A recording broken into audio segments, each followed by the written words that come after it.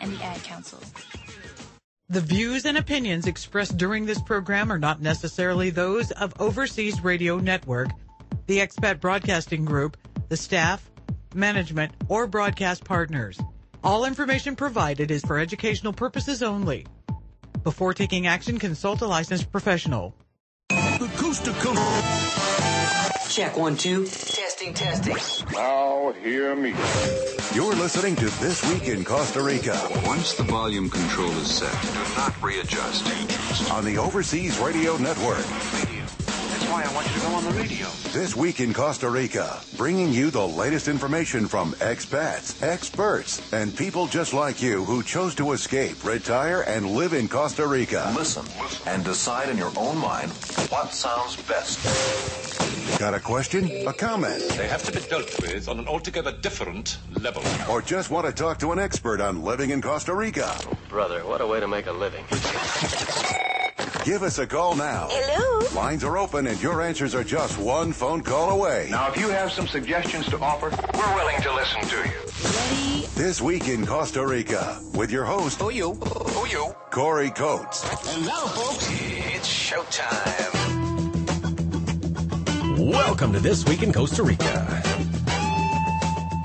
Coming to you live from the Overseas Radio Broadcast Facility here in Jaco Beach, Costa Rica on the West Coast. Enjoying the lovely summer weather here that we're enjoying. Dry season, high season in Costa Rica. My name's Corey. Thanks for joining us today. Always good to be with you. If you are listening to this in archive form, thanks for the download. Do appreciate that as well. If you want to interact with the show today, a couple ways to do it. Very easy.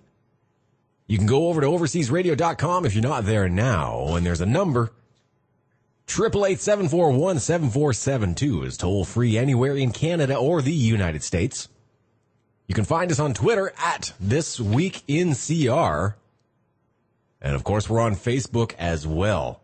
Email info@thisweekincostarica.com. We got a lot to cover today. Let me tell you, it's really exciting this time of year. We're gearing up for something that's called Semana Santa. Semana Santa translates to Holy Week here, or Easter as we know it, back up in North America. What that means for you and I was a long weekend. A Good Friday, Easter Monday, Easter bunny, chocolates, turkey, you name it. But down here in Latin America, it's a week-long celebration. Usually means 5 or 6 days off work, a complete shutdown of the country. And I got to tell you, man, it's a great time of year or a horrible time of year, depending on what you've got planned. I remember in the company I was working for before, it was fantastic because it basically meant a free week's vacation. But I have to say, when I first moved to Costa Rica 7 years ago, I showed up the week of Semana Santa. I didn't even know what I was walking into. There are a lot of things that happen here. One of them is that everyone packs up their family and just flees the Central Valley. Get out of San Jose. Get out of the city. You got all this time off. And they usually go to Guanacaste up in the Northwest province. Or they're going to show up here in Jaco, I'm told. Spend some time with their family on the beach. Kind of a split the way the holiday works here for a lot of these folks. Number one, of course, being that it's the holiest of holidays. It's that time of year, of course, where we celebrate the resurrection of our Lord Jesus Christ. And here in Costa Rica, it means that some of the laws are going to line up with this not necessarily being a celebration, but rather a solemn occasion. As is sometimes Christmas here as well. And what I'm really getting at is the booze. They just don't let you buy it. This is an interesting thing. It's a law on the books here in Costa Rica, whereby during the Holy Week, on these holiest of days, you cannot buy alcohol. You can't go into the grocery store or the liquor store or the corner store and buy a beer.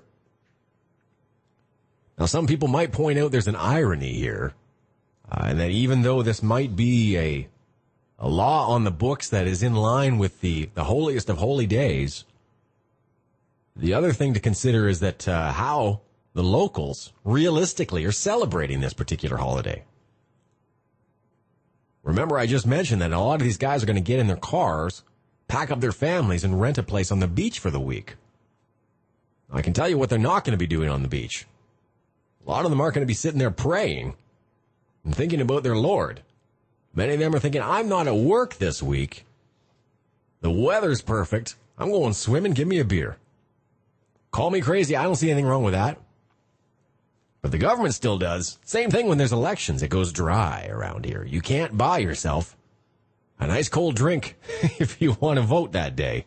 You can get the day off work, but you can't buy yourself a beer. Is it an antiquated law? I don't know. That's not for me to decide. But what I can say, though, is that when I came here to Costa Rica, it made it very difficult in my first week because when I arrived here, I have to say, I spent the first month on a bit of a sabbatical. Decided to take some time to travel a little bit, relax, get out of my old digs in Canada and settle into my new ones here in Costa Rica for 4 or 5 weeks. Well, of course, the first week I couldn't go anywhere or do anything because of Semana Santa. And it's not just buying alcohol. A lot of these stores are just closed. Everybody's gone. Ghost town. That's what I was wandering around. So it's definitely an interesting first impression of the country. My tip to you here is if you are in Latin America during Semana Santa, book in advance because everything's busy. Traffic's going to be a nightmare coming out here to the beach. And load up on your supplies. Now, many of the stores are starting to loosen up a little bit. They're certainly not selling liquor because the municipalities will not allow that to happen. But they are loosening their hours and recognizing that, hey, you know what? Just because 80 to 90% of the population of Costa Rica is on a beach or in a cabin somewhere doesn't necessarily mean that the 10% don't need something. We're all going to run out of something someday. So let me tell you, I'm happy to see a lot of these grocery stores are opening up.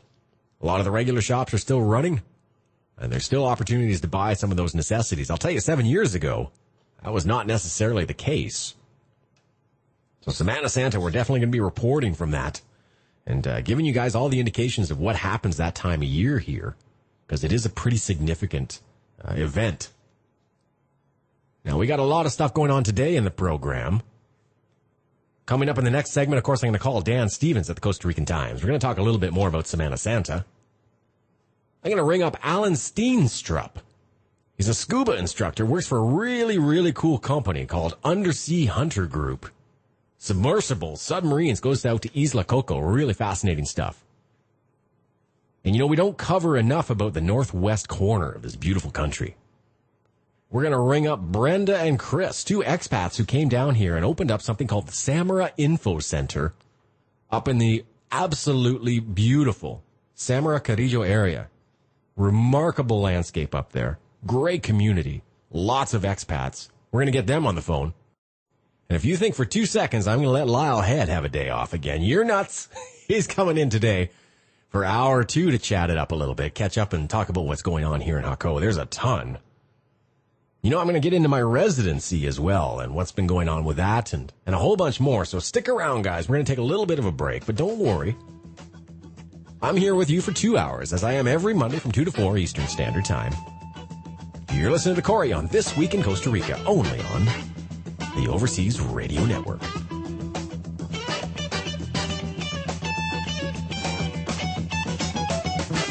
So you want to jump out your trick bag and ease on into hip bag, but you ain't just exactly sure what's hip. Sit back and relax. You are tuned into the Overseas Radio Network. Looking to invest, live, or retire overseas? Before you pack your bags, you need to log on to nagellog.com. It's the only stop you need to make for global business, asset protection, estate planning, overseas residency, and citizenship needs. Our experts have experience working in 41 countries around the world. Starting a business abroad can be overwhelming without expert help. We assist clients with foreign trust, foundations, corporations, LLCs, IBCs, and property acquisition. Need help with IRA assets abroad, capital formation, foreign securities issues, banking, brokerage, or finance needs? NagelLaw.com. We ensure compliance with U.S. tax and regulatory laws. We engineer global structures to help our clients achieve their personal and business objectives. To find out about our introductory personal asset protection plan, visit NagelLaw.com. NagelLaw.com. We represent capital overseas. Are you ready to enjoy a truly personal banking relationship again? One where a real human being will take your call and knows you by name? Does bank privacy and secrecy mean something to you? Well, these mean something to us at Key International Bank Limited. You and your needs are the most important aspect of the relationship. Key International Bank has been in business since 2003 and serves discerning clients who want high-level private banking and investment services. Traditional services include deposit and savings accounts in 5 different currencies, international debit cards for quick ease to your money, access to a wide variety of investment products and funds unavailable in the United States and Canada, and loans in multiple currencies for properties and homes throughout Latin America. Key International Bank Limited, your private banking solution. Visit our website at www.bankinbelize.com. You've decided that you want to move overseas for that quality of life experience you've always dreamed of. But you don't want to give up the best of back home. We agree. Things like high-speed internet, safe neighborhoods where you can stroll along a shaded sidewalk, a place where you know your neighbors and you have friends close by. These are important. Grand Pacifica Beach and Golf Resort gives you the best comforts of back home paired with the exceptional lifestyle only available south of the border. Imagine strolling along over 3 miles of secluded beach, playing a round of golf along the ocean, surfing a world-class break all to yourself, enjoying a fine meal on your balcony and toasting to another spectacular sunset. All this and more can be yours only an hour from Managua. Complete home and lot packages start under $100,000 and a nice home on the golf course is yours for the mid-twos. Come visit for a weekend and enjoy our oceanside golf course. Ride horseback on the beach, meet your future neighbors, and make some new friends. Grand Pacifica may be a place you'd like to call home. For more information, email Mike at Mike'sGringoLife.com. That's Mike at Mike'sGringoLife.com. You're tuned in to OverseasRadio.com, the station to help you reach your dream destination. This Week in Costa Rica is hosted by Canadian entrepreneur Corey Coates. Corey has been living and working as a professional in Costa Rica for over 5 years. I've been lost in my own place, and I'm getting He's built a vast network of professional connections to help you with everything from immigration to relocation. Call in or send Corey an email to talk about the steps you need to take in making your dream of living in paradise a reality. Welcome back to This Week in Costa Rica. Man, oh man, what a beautiful day out there again today. Coming to you from paradise, Paco Beach, here at the Overseas Radio Broadcast Facility. It is Monday afternoon. It is segment number 2 in hour number 1. What does that mean to you guys out there? It means that I make my weekly phone call into the Central Valley to talk to my good friend Dan, founder and editor-in-chief of the Costa Rican Times, one of my favorite online news resources. And you just moved to my old digs, some undisclosed location outside of Heredia, but great neck of the woods you just got into.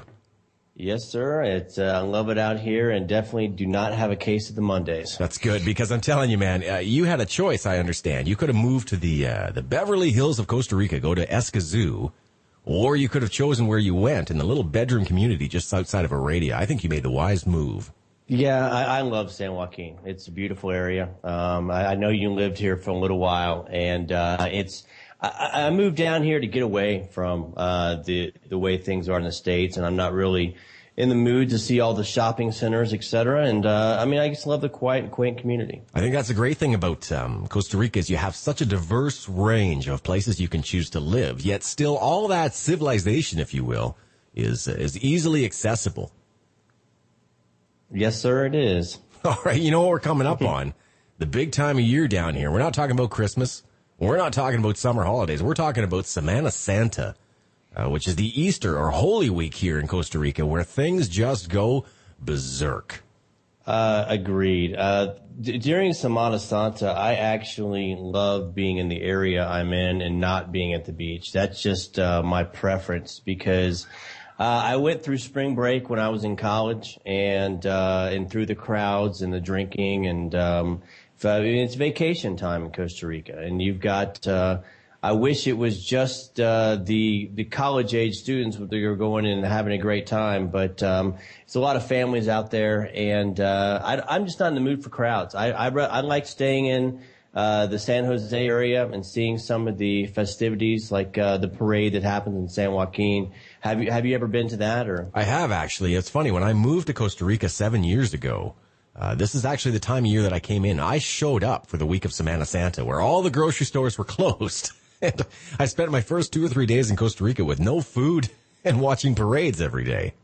Nice. Well, probably the worst thing is the fact that there's no alcohol for a week. So I was a little disappointed. I wasn't able to sample the fine varieties of brews here in Costa Rica for my first week. But I mean, Semana Santa is beautiful. Now I'm on the beach, and what I'm told is I need to go out and load up my supplies and hunker down here. Yeah, it's actually it's everything. It's like Christmas week here, and when it comes to everything being shut down, when I remember coming down here, and one of the first years I was down here, and going to the grocery store, and this is actually when I imbibed a lot of alcoholic beverages, and when I went to the grocery store about the day before they shut down alcohol sales.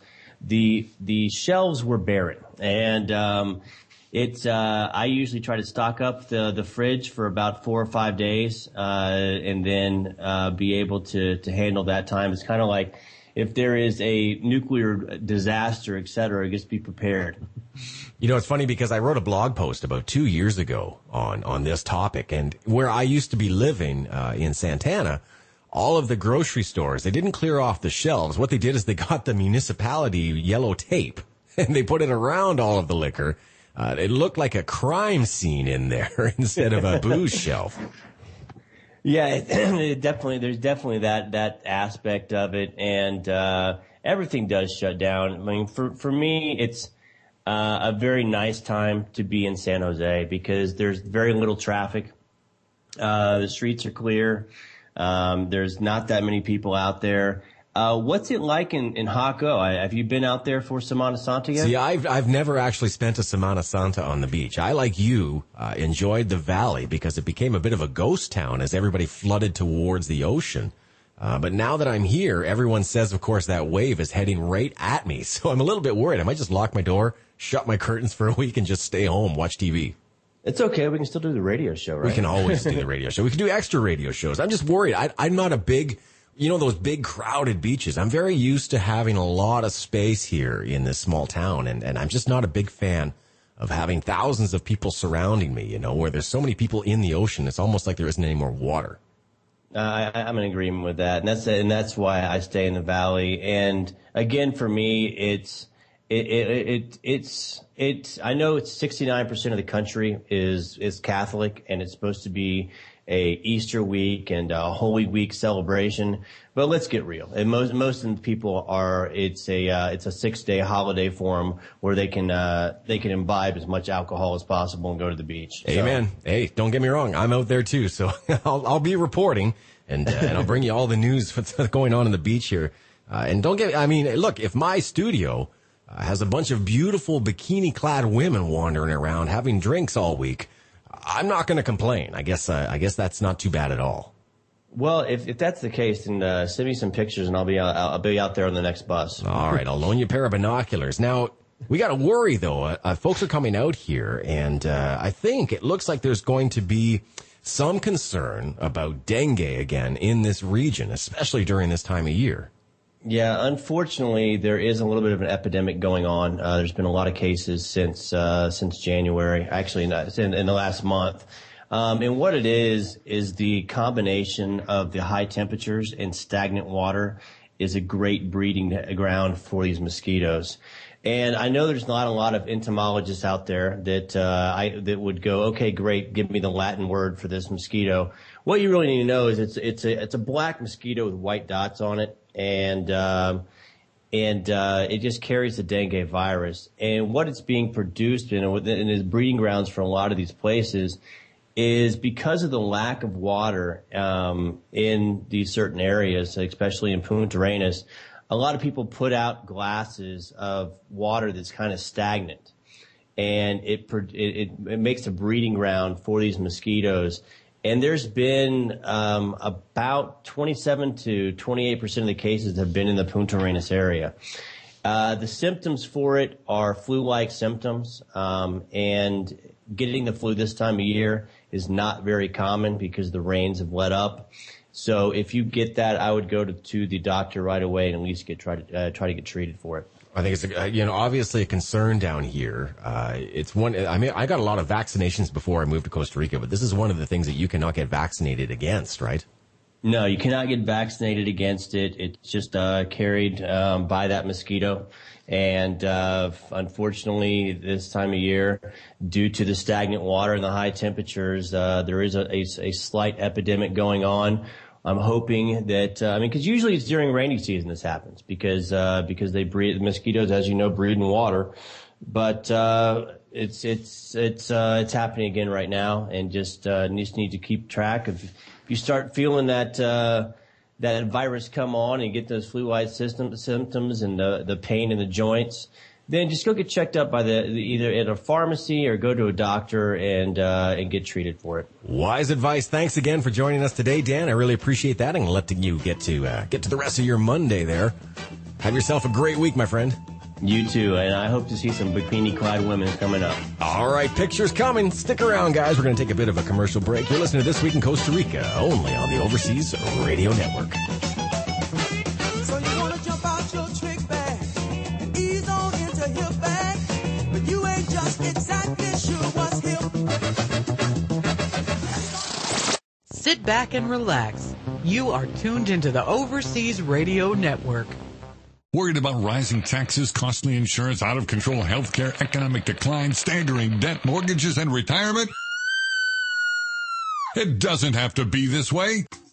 Escape to Ecuador, one of the most beautiful countries on the planet, and at EcuadorAtYourService.com. Be your guide. Ecuador has been named the #1 retirement destination in the world 3 times in a row. So if you're searching for beaches, jungles, farmlands, cities, affordable healthcare, and a richer lifestyle at half the cost, contact EcuadorAtYourService.com. This is 90 Seconds with Joel Nagel on the Overseas Radio Network. I have over $10 million in assets I'd like to protect. Should I consider setting up a foreign family office? A foreign family office is really a business approach to the management of wealth. And it integrates legal, tax, investment, advisory, insurance, all of the products that we talked about in many of the other 15 global strategies to protect your wealth are all brought together in a professional corporate setting where the management and growth of the wealth is the focus of the family office itself. So it's not focused on other things. It's just focused on managing, growing, stewarding wealth. That's what a family foundation is all about. There's 2 types. One, there's the individual foreign family office, which is just for you. You have all of those people that work to protect and preserve your business and financial interests. And then there's what's called a shared family office, where you can have multiple families. Usually it's not more than 3, 4, or 5 that all share the same staff just to get economies of scale. But the family office is definitely something that makes sense for people that go above the $10 million threshold. For more information on the 15 global strategies to protect your wealth, visit nagellaw.com. That's NAGELLAW.com. This is Kathleen Petticord and Leif Simon with the Live and Invest Overseas Minute on the Overseas Radio Network. How would a move overseas affect your tax burden? The good news is that moving overseas as a retiree, earning only retirement income, should be a tax-neutral event.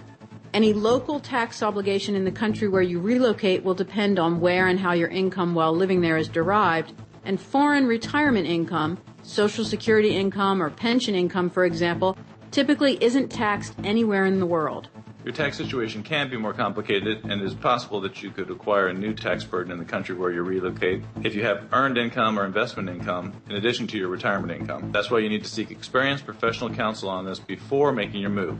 Once you've taken up residence in your new country, some options for mitigating and managing your tax burden could be taken off the table. For more information on making the leap overseas, visit us online at liveandinvestoverseas.com. You're tuned in to overseasradio.com, your online radio resource about life abroad. Good. What? What is it? This week in Costa Rica. Fun, informative, and your questions answered. Talk live with one of our on-air experts and start living your dream now. Welcome back to This Week in Costa Rica. Big thanks to Dan Stevens, the Costa Rican Times, spending some time with us, giving us the news and blues out of the Central Valley. Always an enjoyable conversation. Moving over to the coast, though, now, as we like to do. Got a special guest on today by phone. His name is Alan Steenstrup, and came across this guy through some folks that we mutually know. Went over to the website with the company that he's working with right now, underseahunter.com, and was simply blown away. So let's start by saying hello to Alan. Alan, how are you? I'm good, thanks. How are you? Great. I appreciate you taking my call, and I got to tell you, I'm looking here at underseahunter.com and looking at the scuba tours, the boats that you guys have, and I am blown away by this. Yeah, it's pretty cool, I have to say. Why don't we backtrack a little bit, find out who Alan is, and what got you in Costa Rica in the first place before we take a look at this company? All right. I have been here no less than 19 years, a bit more than 19 years. So this is the place I've lived the longest in my life. And it was sort of, one of those random things which happens in life sometimes. I was out of college, and I got a job offer to come and work at a lodge in the rainforest here in Costa Rica. And I studied biology in college, so it did seem like, it would be an incredible experience.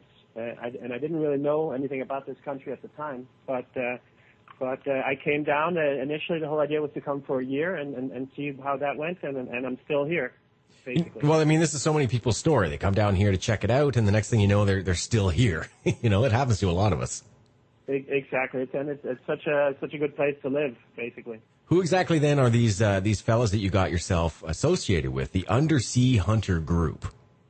Yeah, Undersea Hunter has been up and around for over 22 years, and has it's scuba diving, and it's what's called liveaboard. So it's a kind of vessel where you get on and you stay on the vessel for a whole for the whole trip. Which there's different places in the world where they have this, like Galapagos, Palau, Australia, Fiji, and so on. And it's basically, the whole concept is to go to remote places, and since you're in the vessel the whole time, you're right where the diving is, and you can access some of these incredible spots, dive spots around the world, and it's an incredible way to travel, basically. Now, are these kind of trips, are these exclusively for people who are certified divers, or are there options for folks like me who don't actually have that certification yet? They are basically for divers, because often, well, not always, but for example, where we go, which is Cocos Island, which belongs to Costa Rica, it's pretty challenging diving, because you're out in the middle of the ocean. You're 500 kilometers, so 300 miles offshore, and there can be currents, there can be bad visibility, and so on and so forth. So being certified and even having a certain amount of experience is pretty key for going to a place like that. So to backtrack, and again, because, I like snorkeling a lot, but I'm not yet certified to scuba dive, and I'd love to do it. And I've heard there's great schools to get that done here in Costa Rica. What do you recommend for a lot of our listeners, that maybe they get that certification here if they can, or they should get it abroad? No, I mean, in Costa Rica, definitely. It's a great place to do it, because you can start, it depends on where you live in the country, but pretty much anywhere, especially if you're in the San Jose area, you can get the theory here, which is, I'm not an expert on this part, but it's 5 or 6 hours of classwork, something like that. And then there's so many opportunities where you can go for a long weekend, especially, for example, up to Cocoa Beach or that, anywhere up in that area, up in Guanacaste, there's just a lot of people involved with giving courses up there. And there's other parts in the country as well, but that's one where there's a lot of, dive shops and so on. And the actual process of getting certified isn't that difficult. And then it's, of course, a matter of building up experience, especially if you catch the bug of diving, which is this, whole other world, basically. I'm here on the website again, underseahunter.com, and I'm looking at the fleet of boats that you have. This is pretty impressive.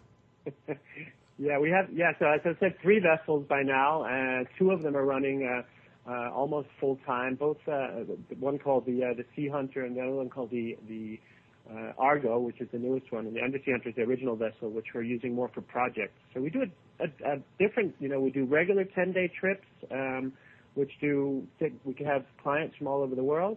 And then we also do some special projects. One of the vessels, the Argo, just got back from a 2-month trip to Chile where we did a big thing with the National Geographic. So there's always something exciting going on, and it's never boring, that's for sure. Now, I have to ask you, because Isla Cocos are very, famous for a lot of the illegal shark finning that's going on out there. Do you guys have any exposure to that? Do you see any of that going on? There is that's a very tricky situation. Because Cocos Island, part of the reason people go is because there's such a huge amount of sharks there. It's an amazing destination for that. Hammerheads in particular, but a lot of other species of sharks as well. And of course, the fishermen know that as well. So they've been going there since, forever, since longer than we've been out there. The National Park Rangers are doing a decent job of protecting the island. And there used to be a non-profit organization called Mar Viva, Live Ocean, who were doing a really good job of patrolling the island, but unfortunately they because of funding and so on, they've moved on to other areas. So it's as always, it's like the arms race, it's sometimes the fishermen have the upper hand, sometimes the rangers have the upper hand. We do what we can do as well by, reporting when they're there. We can't get in open conflict with the fishermen because that could cause us huge problems very quickly. But we help with funding of the rangers, supporting them in whatever way we can, and it comes and goes. It's not just Costa Rican fishermen. Well, it's mainly Costa Rican fishermen, but a lot of them are funded from countries elsewhere. So that there's an ebb and flow because of that as well. Sure, and I can see as well. You guys, as many companies are here in Costa Rica, you've made a great commitment to the environment and ensuring that what you're doing is going to be sustainable and is not damaging to the islands or the water. Yeah, that's correct. We starting with the products we use for the passengers, for cleaning the vessels. We do take some seafood on our trips, but it's all from sustainable fisheries. There's some off of there's called Isla Chira, which is out of from Punta Arenas. There's some what's it called? A cooperation there of fishermen who only do sustainable fishing. And just from A to Z, we try with everything to make it as sustainable as possible. Because the place we're going to, for starters, it's a World Heritage Site. It's obviously a national park, and it really is a paradise. And it's about protecting it in every way possible. It's phenomenal. I'm looking at all the great pictures here on the website and all the super videos as well. I didn't realize we got boobies out there. There's a lot of bird life as well, and they are there's 3 kinds of endemic birds on the island itself: a finch, of course I don't remember the other 2 right now, but a cuckoo and one other kind. But yeah, and especially as you're referring to the boobies, is when you're out diving and sometimes you're up near the surface towards the end of a dive, they'll come and peek down at you, or if there's if there's sharks and dolphins hunting for fish, sometimes they'll come as well and try to get in on the action. So yeah, it's a lot. It's an incredible ecosystem. It's not just the diving, although that is, of course, primarily what people come from. But the island itself is amazing as well. So looking at some of the different trips that you guys offer, 10, 11, 12 days, phenomenal. It looks like a really great time. But I have to ask you here about the submersible that you have. It looks like you've got some submarines that you can just plop down in the water and get under there and explore. Yeah, that is I'm glad you came to that as well, because that's a whole different world there. We've had that for about 5 or 6 years now. It's called the Deep Sea, as in to see into the ocean. And it was the owner of the company. It's his brainchild, and it's basically 2 passengers and then a pilot, and it's As you say, you can see the pictures in front of you right now, but basically what you're sitting in is like this big sphere, and then the body of the sub is behind you. So once you're under the ocean, this sphere almost disappears, and you're just sitting there in the ocean looking almost 360 degrees around you. And it can go down to, the maximum it can go down to is 457 meters, so that's around 1,500 feet. Generally, we'll do dives down to 300 meters or 1,000 feet. And we have it for many purposes. The primary purpose is again for research and film projects. We're doing a continuous research project with the University of Costa Rica, gathering data on every single dive we do, no matter what kind of dive we're doing.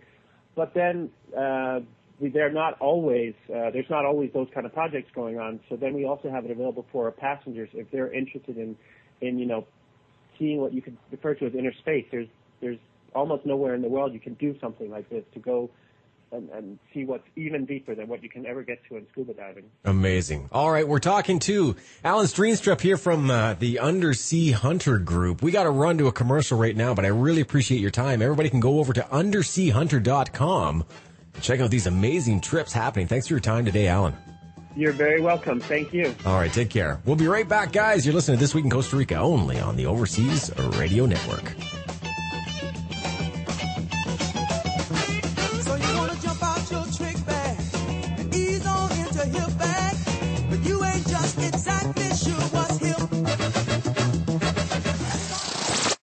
OverseasRadio.com, broadcasting from Panama to Paris and beyond.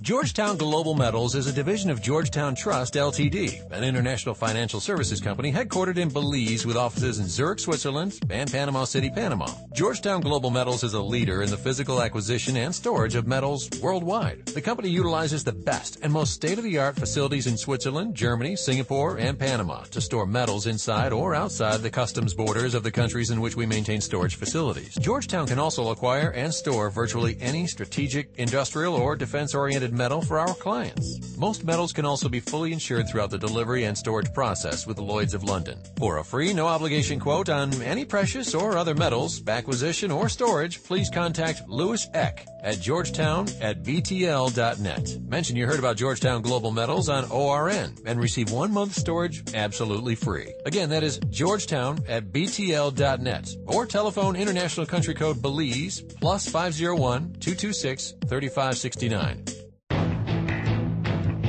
Establish your business in one of the most extraordinary cities in the world. Connect to a market of over 1.8 billion people from Dubai. Over 1,400 companies from around the world have made Dubai Airport Free Zone their Middle East and Africa headquarters.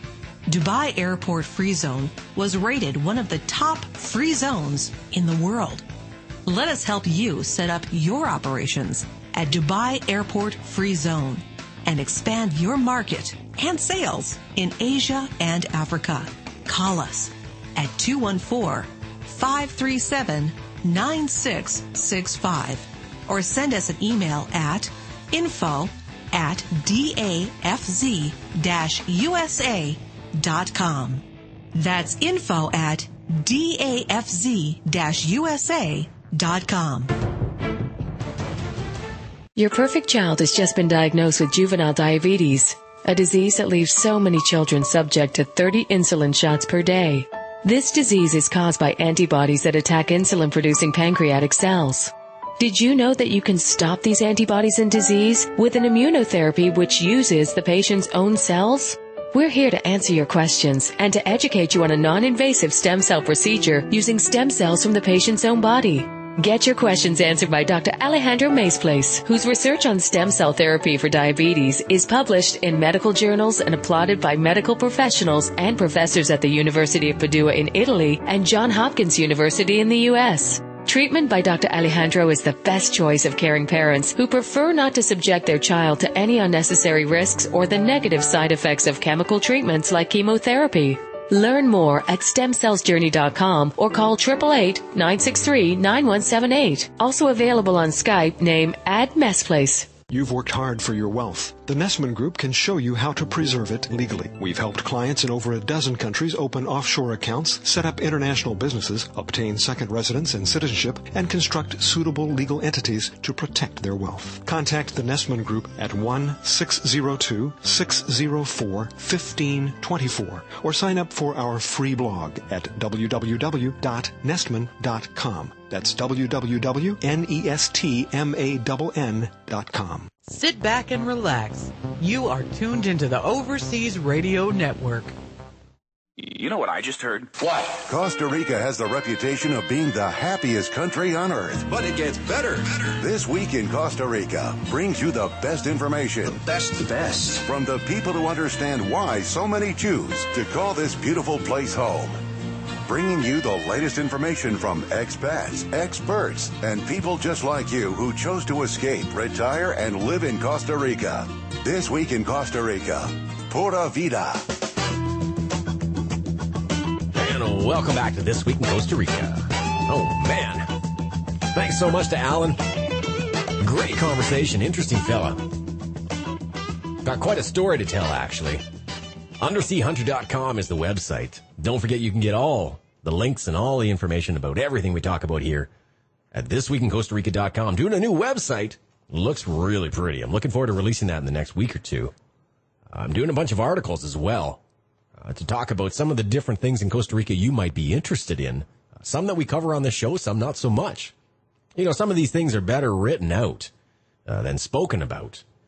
So I'm getting some articles up there about investing in Costa Rica, the school system, how taxes work, calling around and talking to some lawyers and accountants, educators, hotel owners, entrepreneurs, all kinds of folks, because the more I delve into this expat market here in Costa Rica, the more I speak to people who are expat success stories down here, be them retirees or business owners, young folks, the more interesting it gets and the smaller this world feels.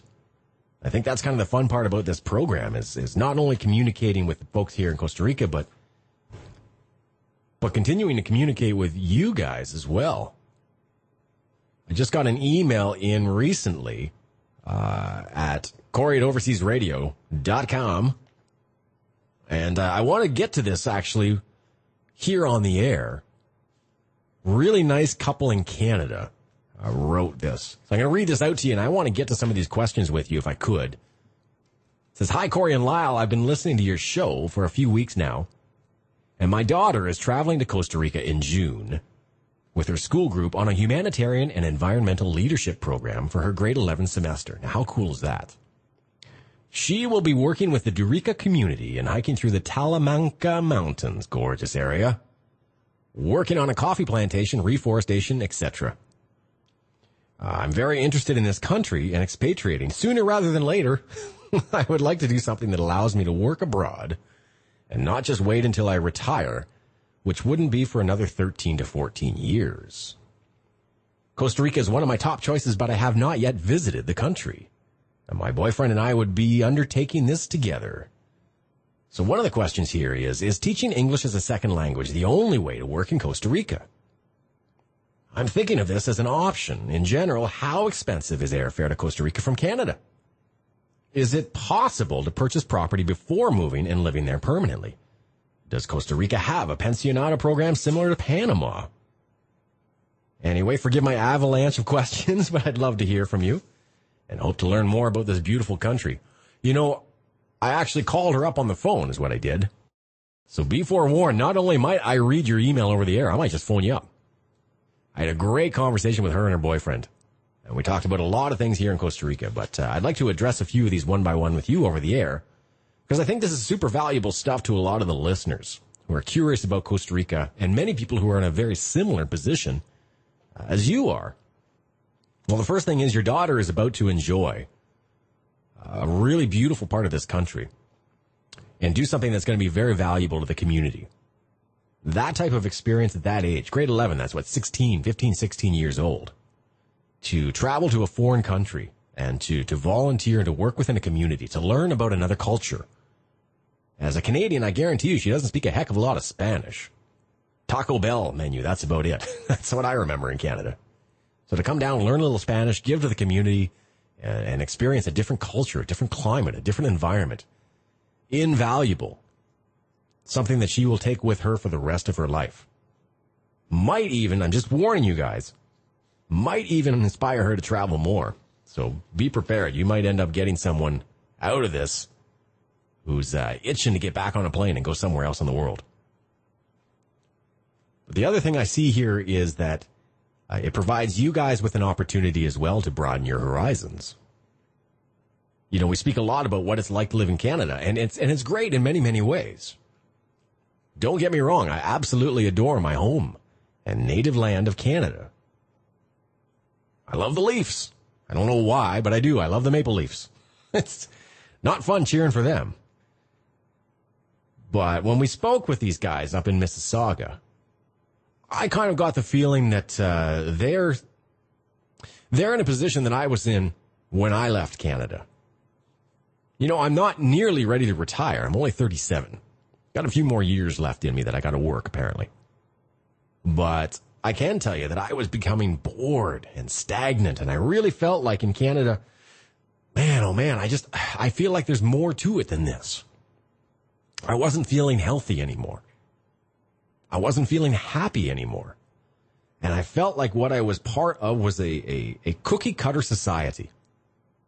And again, this is by no means a slight on Canada, but it was simply the way that I felt. I really felt like I no longer belong in the mold that has been built around me.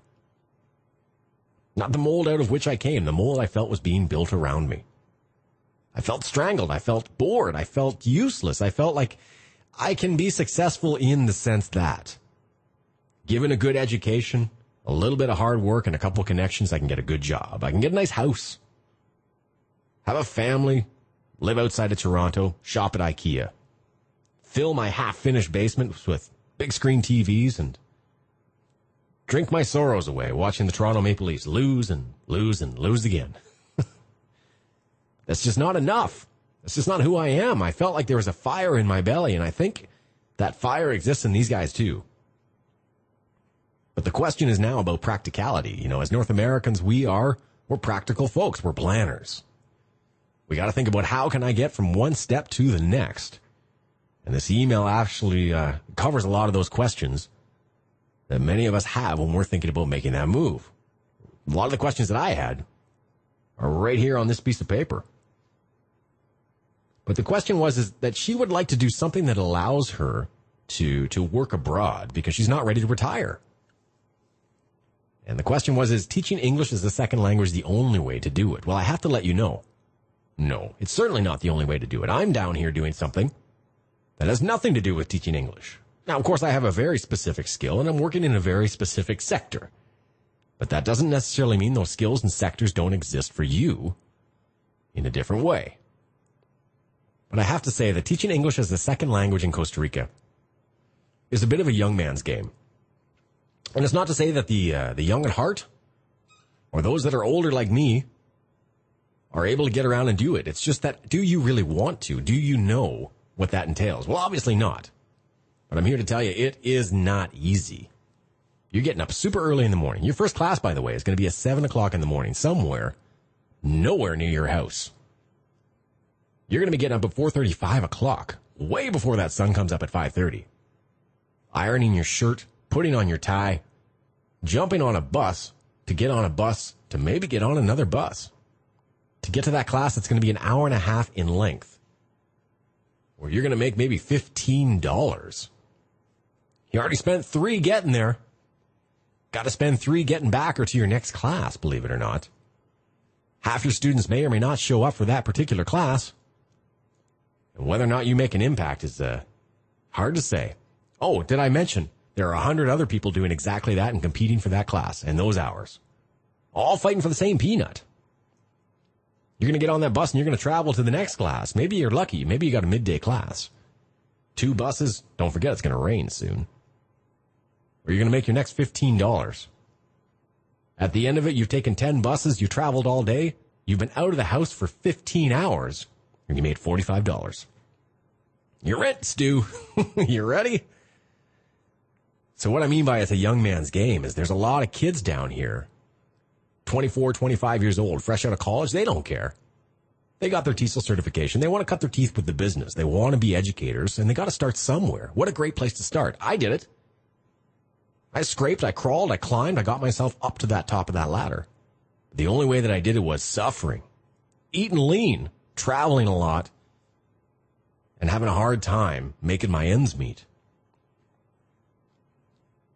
So teaching English as a second language not only isn't for everyone as a profession, but just as a lifestyle. It's a pretty demanding job. By the time that weekend rolls around, I don't know, man. I'm just too tired to go to the beach and enjoy myself. I just want to sleep in past 5. You know what I'm saying? A couple of the other questions I see here, though, is are there other opportunities? And yes, absolutely. Absolutely. And we talked about some of those on the phone call. And I'm going to talk about some of those going forward in this program with you guys as well. But some of the other things I see here were, can I buy property ahead of moving there? Sure you can. Absolutely. You can't get financing here. You'll have to take care of that all at home. But we don't recommend you do this. Lyle and I sit here week after week after week responding to emails and telling people, here's what you've got to do. You have got to just buy a plane ticket and come down for vacation. If you can afford to come down for 3 or 4 weeks, even better. But the first thing you do is come down for 1 week, 2 weeks, rent a place. Rent a car, drive around, get to know the area, and go, this is not for me. Or, hey, I think I really like this. I want to get in a little bit deeper. When you start feeling like maybe this is the place for you, go ahead, take another 2-3 weeks, come down. Explore another area of the country, get to know each of the 27 different microclimates, the different regions, the different places you can be. Decide what's the lifestyle I want to live. Do I want to live in an apartment, upscale in Escazú? Do I want to be near the city? Do I want to be on the beach? Do I want to be way up in Samara, in the middle of nowhere? What are you looking for? You're going to start to discover that, as I did, you're not only learning a lot about Costa Rica, but the fun part is you're going to learn a lot about yourself. Who you are and what you need to be happy. Those parameters can slowly start to shift and change, but shift in your favor. But due diligence, patience, and getting a hold of guys like me might be able to help you out. I'm not selling anything, except the dream. Speaking of the dream, my dream co-host is coming in Lyle ahead, right after the news. Stick around, guys. You're listening to This Week in Costa Rica, only on the Overseas Radio Network. So you want to jump out your trick bag and ease on into hip bag, but you ain't just exactly sure what's hip. OverseasRadio.com, broadcasting from Panama.